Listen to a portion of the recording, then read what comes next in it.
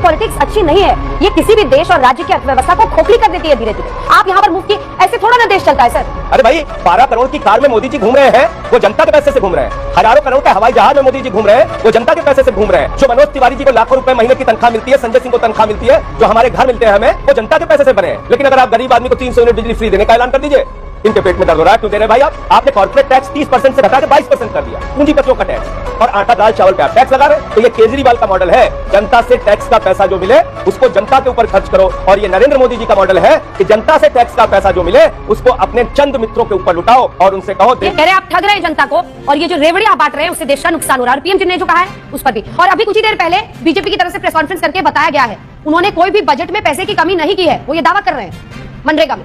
अभी बता दे भाई, अभी बता दे। देखिए, पहली बात तो मनोज तिवारी जी ने एक बात बहुत अच्छी कही कि ये पैसा जनता का पैसा है। बहुत अच्छी बात है, आप भी यही बात कह रही हैं कि ये जनता का पैसा है। और हम सारे लोग, पूरे देश के लोग ये मानते हैं कि सरकार के पास जो पैसा आता है वो जनता का पैसा है, वो किसी का निजी पैसा नहीं है। अंजना कश्यप जी भी जो तनख्वाह पाती हैं वो बैंक में जमा करती हैं, और जो सामान खरीदती हैं उस पर सरकार को टैक्स देती है।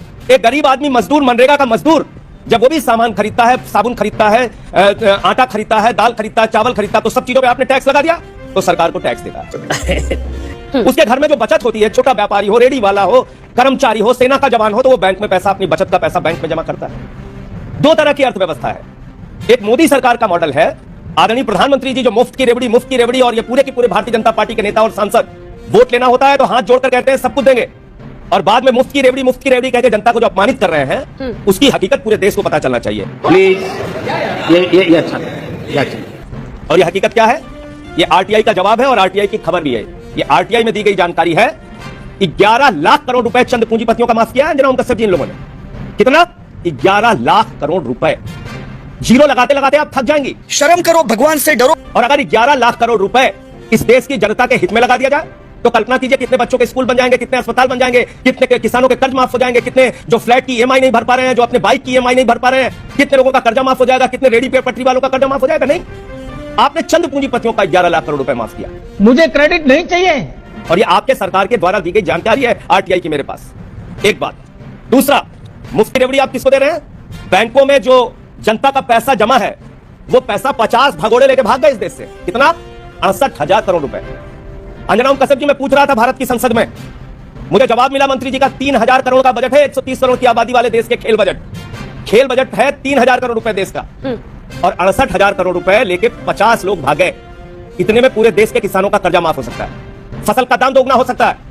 आपको आटा दाल चावल पे टैक्स लगाने की जरूरत नहीं पड़ती अगर इन लोगों से आप पैसा वसूल लेते, इन 50 लोगों से। तुम अहिंसा की बात करते हो, तुम चुल्लू भर पानी में जाके डूब के आ जाओ। इसमें नीरव मोदी भी है, इसमें ललित मोदी भी है, इसमें विजय माल्या भी है, इसमें मेहुल चौकसी भी है, इसमें नितिन संदेशरा भी है, इसमें बहुत बड़े लोगों की सूची है। आपके राज्य में क्या हुआ?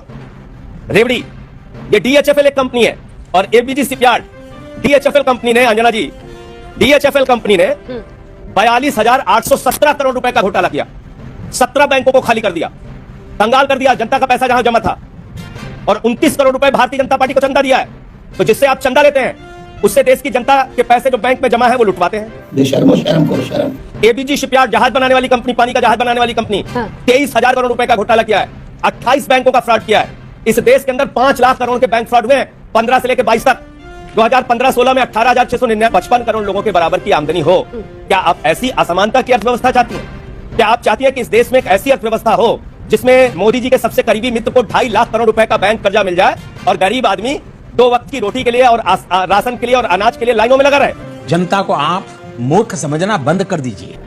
क्या यह अर्थव्यवस्था ठीक है? क्या इस देश के लोगों को 75 साल की आजादी के बाद शिक्षा, स्वास्थ्य, बिजली, पानी, तमाम मूलभूत सुविधाएं फ्री पाने का अधिकार नहीं है, जो केजरीवाल जी का मॉडल है?